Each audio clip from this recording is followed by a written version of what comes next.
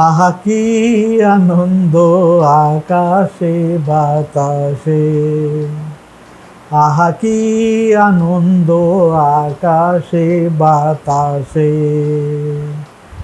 আহা কি আনন্দ আকাশে বাতাসে। শাখে শাখে পাখি ডাকে, কত শোভা চারিপাশে। শাখে শাখে পাখি ডাকে, কত শোভা চারিপাশে। আহা কি আনন্দ আকাশে বাতাসে। আজকে মোদের বড়ই সুখের দিন, আজকে মোদের বড়ই সুখের দিন। বন্ধুরা, আর্টফুলাস আজকে আপনাদের নিয়ে এসেছে ফলতা সফরে। আজকে আমি দাঁড়িয়ে আছি ফলতা নদীর তীরে। এইদিকে হচ্ছে ফলতা আর ঠিক ওপারে হচ্ছে গড়চুনা। আর এইটা হলো যে নৌকা আপনারা দেখতে পাচ্ছেন, এই নৌকা করেই চটি খুলে নৌকাতে চেপে ওপারে যেতে হবে। তো আজকে তো আমরা নৌকাতে চড়বো না, অন্যদিন এসে আপনাদের নৌকার ভ্রমণ নিশ্চয়ই করিয়ে দেবো। আর আমি আমার ঠিক লেফট হ্যান্ড সাইডে এইটা হচ্ছে স্যার জগদীশচন্দ্র বসুর বাগান বাড়ি। ফলতাইতে আছেন শ্রী জগদীশচন্দ্র বসুর বাগান বাড়ি। আসুন এবার চলা যাক স্যার জগদীশচন্দ্র বসুর বাড়িতে। ভিডিওটা স্কিপ করবেন না, এন্ড অবধি থাকবেন।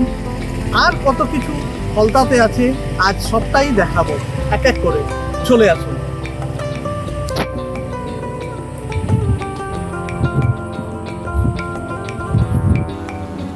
হ্যালো ফ্রেন্ডস, আর্টফুলাসে আমরা এলাম দুজনে, জানাবো যতনে। আজ ফলতা যাওয়ার জন্য এসপ্ল্যানেড থেকে আমরা ধরে নিয়েছি 83 বাস।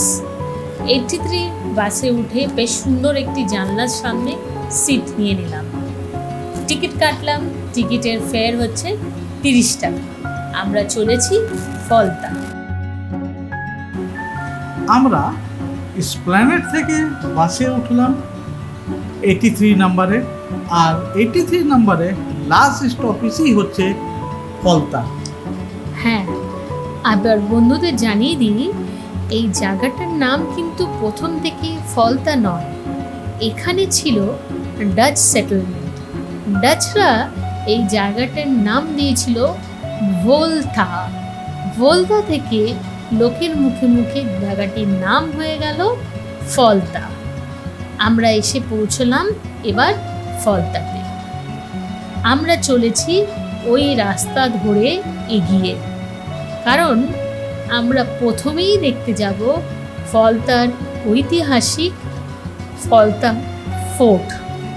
হ্যাঁ, বাস থেকে নেবে ডান দিকে রাস্তা যেটা বাজার দিয়ে যায়, সেই রাস্তায় ধরে আমাদের আসতে হবে ফলতা ফোর্ট দেখার জন্য। আরেকটি রাস্তা আছে, বাট আমরা এই রাস্তা দিয়ে যাচ্ছি। ডান দিকে পড়ছে হুগলি রিভার, তার একটা দৃশ্য, আর বাঁ দিকে পড়ছে সেই খাল। সত্যি মনটা আমার সবুজ হয়ে গেল। ঠিক কথা, ডান দিকে হুগলি নদী আর বাঁ দিকে সেই যে ফলতার কেল্লার পরিখাটা চলেছে। মাঝখান থেকে সরু একটি পিচের রাস্তা, দুদিকে সবুজ সবুজ আর সবুজ। সত্যি কথা, আমাদের চোখের একটু এক্সারসাইজ হয়ে গেল এত সবুজ দেখে। চারিদিকে হয়ে রয়েছে না জানি কত ফলের ভান্ডার। ছোট ছোট বাচ্চা ছেলেমেয়েরা পেরে চলেছে আশফল, তাও আমরা দেখে নিলাম। এগিয়ে চলেছি আরেকটু সোজা রাস্তা ধরে।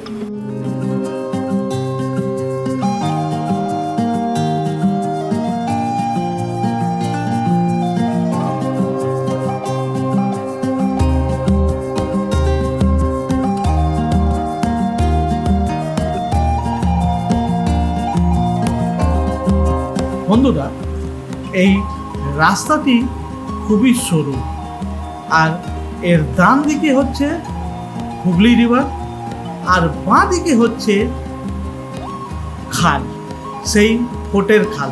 আগে এইটা পুরো, এই রাস্তাটা এখন হয়তো তৈরি হয়েছে, আগে এটা পুরো জুড়ে ছিল ফোর্টটি। আমরা হেঁটে চলেছি এই রাস্তাতে, দেখুন কেউ নেই, বৃষ্টি পড়ে যাচ্ছে, আমরা 8 ক্যামেরা নিয়ে চলেই যাচ্ছে। আর একটুখানি এগোলে আমরা দেখতে পেলাম স্বর্গদুয়ার। এই স্বর্গদুয়ার যে হচ্ছে ফলতার স্বর্গদুয়ার। এই স্বর্গদুয়ারটি এখনো কাটে পোড়ানো হয় মরা মানুষকে। এখানে কোনো ইলেকট্রিক চুল্লি নেই, কাঠেই পোড়ানো হয়। আর সামনে গঙ্গা আছে, সেখানে অস্থিটা ভাসিয়ে দেওয়া হয়। এই স্বর্গদুয়ার 150 বছর পুরনো। এই ফলতা নদীটির প্রচুর ভাঙন হচ্ছে, এপারে ভাঙন বেশি, তাই নদী ভাঙনকে আটকানোর জন্য এখানে কিছু আবার করে নদী বাঁধ তৈরি করার চেষ্টা হচ্ছে। কিন্তু বর্ষার শুরুতেই যা নদীর রূপ দেখলাম, বর্ষা শেষে কী হবে সত্যি বলা দুষ্কর হয়ে যাচ্ছে। কিন্তু আমরা দেখছি এর বিউটি।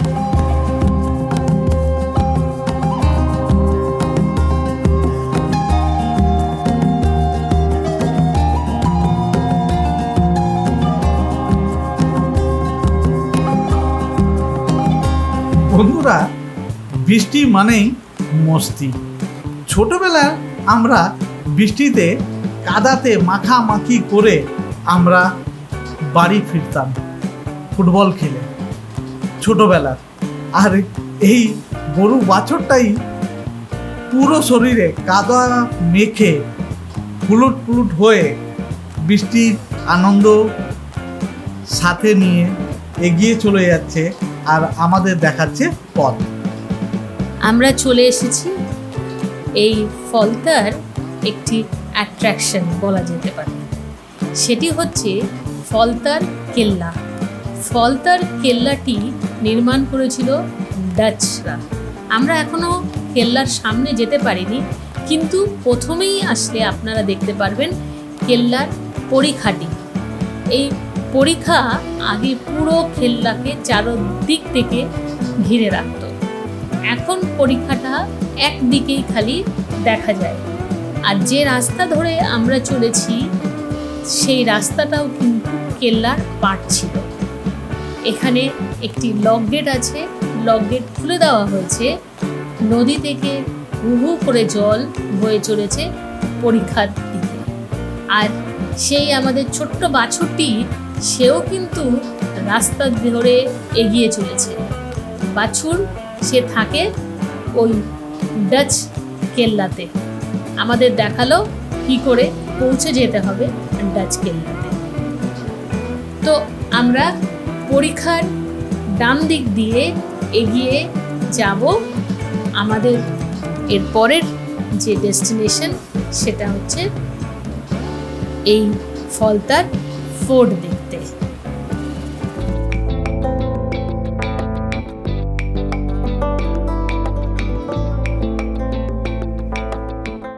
ও মাঝি রে अपना किनारा, नदिया की धारा है, ও মাঝি রে। আমাদের বাংলার মাঝিদের জলই জীবন। তাদের সবচেয়ে খুশির সময় হচ্ছে এই বর্ষাকাল। বর্ষাকালে টিপ টিপ করে বৃষ্টি পড়বে, তার সঙ্গে দেবে মিষ্টি মিষ্টি পূবালি হাওয়া। আর তাতেই মাঝি ভাইদের নাকে চলে যাবে গন্ধ, বলবে এবার বেরিয়ে পড়ো। আমাদের বাংলার সবচেয়ে প্রিয় জিনিসকে যে এবার ঘরে আনতে হবে, সেই যাকে বলে গোল্ডেন, কি বলে, হ্যাঁ ঠিক ধরেছেন, আনতে হবে ইলিশ। চললো তাই মাঝি ভাইয়েরা। বাংলা আমার সর্ষে ইলিশ, চিংড়ি কচি লাউ, বাংলা পার্শে মাছকে ধুয়ে জিরে বাটা দাও। বাংলা ভুলি কি করে বাংলা বুকের ভিতরে, বাংলা ভুলি কি করে বাংলা বুকের এটাই হচ্ছে ভিতরে। ফলতার খাল। মেন নদী থেকে হুগলি নদীর একটি খাল কেটে গেছে, আর এখানেই ফলতার যে ফিশারি আছে, ফিশিং হারবার কিন্তু খালের ভেতরেই রয়েছে। আমরা এই ফিশিং হারবারের ধার দিয়ে এগিয়ে চলেছি আগে।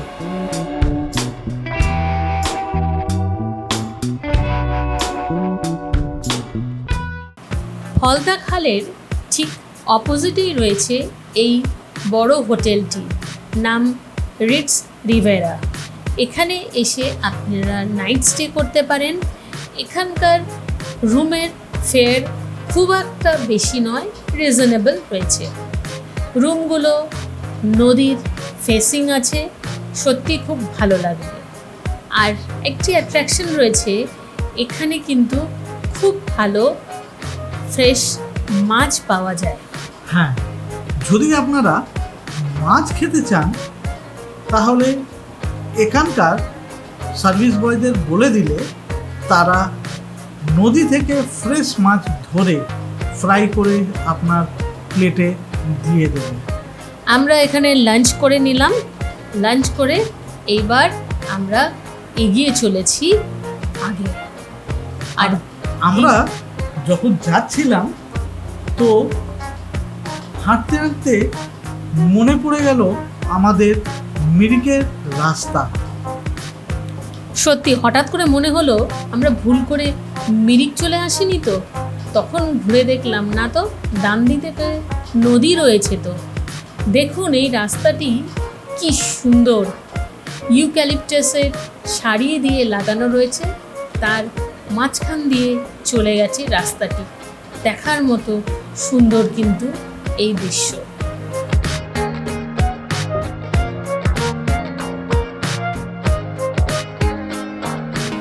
এই রাস্তা বাঁ দিকে ধরে একটুখানি হাঁটলেই পৌঁছে যাব আমরা ফলতার সেই অ্যাট্রাকশানে। এই অ্যাট্রাকশানটা হলো ফলতার ফোর্ট। এটি হচ্ছে ফলতার ডাচ ফোর্ট।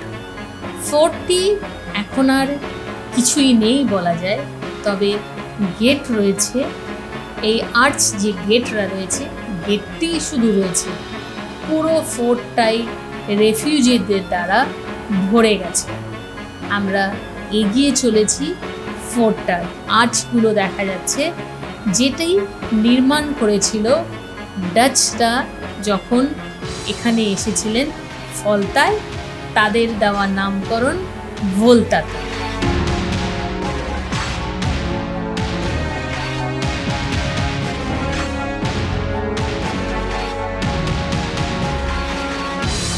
তো আমরা আস্তে আস্তে চলে আসলাম ফোর্টের মেন গেটের সামনে। আর এই যে খোপটি দেখছেন, এই খোপে আগে ছিল কামান।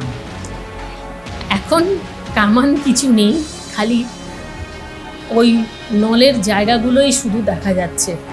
যাই হোক, আমরা চলে এসেছি ভেতরে। এই হচ্ছে রাস্তা। এই রাস্তা দিয়ে যে এটি ছিল ডাচদের শিপিং ফোর্ট, কারণ ফলতাতে ডাচরা তৈরি করেছিল একটি ফ্যাক্টরি।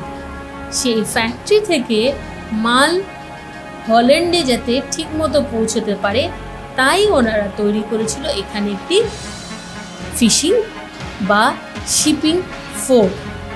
আর এটি হচ্ছে ওয়াচ টাওয়ার। এই ওয়াচ টাওয়ার থেকে লক্ষ্য রাখত দূরের শত্রুদের। অনেক সময় শোনা যায় যে যখন সিরাজউদ্দৌলা কলকাতা আক্রমণ করে তখন নাকি ব্রিটিশরা লুকিয়ে পালিয়ে এসে এই ডাচ ফোর্টের ভেতরে লুকিয়েছিল। আবার এটাও শোনা যায় রবার্ট ক্লাইভ এখান থেকে পালিয়ে চলে গেছিল ম্যাড্রাসে। আর আমরা দেখছি সেই ফোর্টের কিছু ভাঙাচোরা অংশ।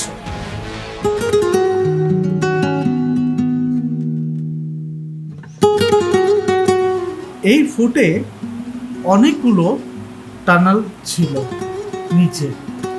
যখন শত্রুরা আক্রমণ করত তখন ওনারা কি করতেন, ওই টানেল দিয়ে বেরিয়ে পড়তেন গঙ্গার ধারে, আর ওখান থেকে লঞ্চ করে পালিয়ে যেতেন অন্য জায়গা। আর এই বেকন টাওয়ারের নিচে একটি টানেল রয়েছে যার মুখটুকু খালি দেখা যায়।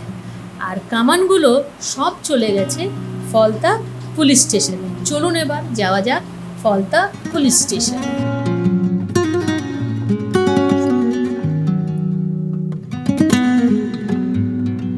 বন্ধুরা, আমরা এখন চলে এসেছি ফলতা পুলিশ স্টেশনে। সত্যি এইরকম পুলিশ স্টেশন পশ্চিমবঙ্গতে খুবই কম দেখা যায়। গেট থেকে ঢুকলাম, ওটা হচ্ছে বাঁদিকে আমাদের গেট পুলিশ স্টেশনে। আর গেট থেকে ঢুকেই সব থেকে প্রথমে এই যে ইংরেজ আমলের কামান দেখছেন, এই কামান দিয়ে আমাদের ওয়েলকাম করা হলো। সত্যি আমরা গর্ব করি পশ্চিম বাংলাতে আমরা থাকি।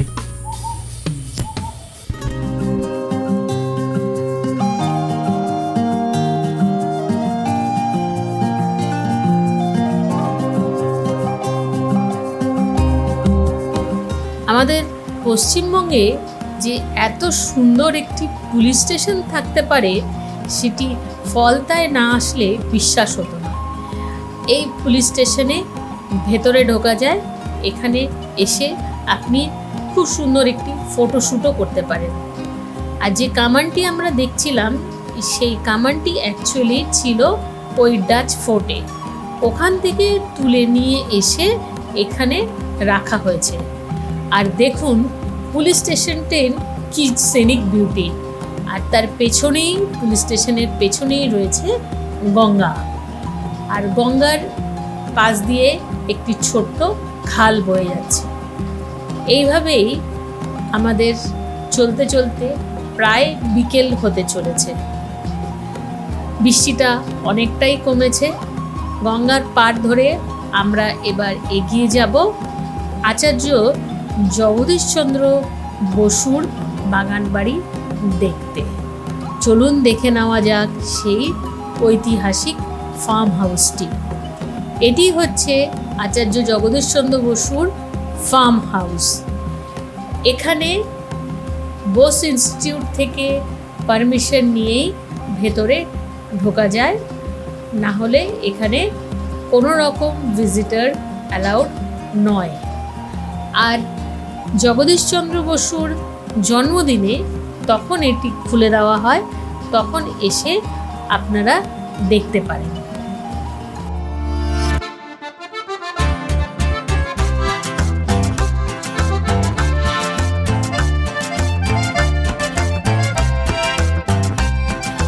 বন্ধুরা, আমরা এখন দাঁড়িয়ে আছি বোস ইনস্টিটিউটের ঠিক গেটের সামনে।